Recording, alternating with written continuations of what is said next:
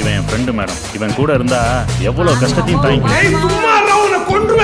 இப்ப எதுக்கு இதை சொன்ன? ஏன்னா சட்டை ரொம்ப நல்லா இருக்கு. நான் வெளியே இருக்கிறேன், நீ பில்லு செட்டில் பண்ணிட்டு வந்துடு.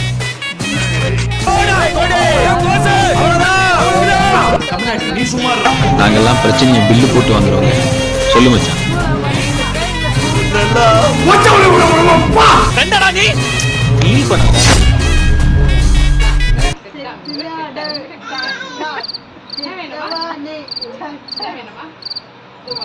Eci, bawa yang mulu.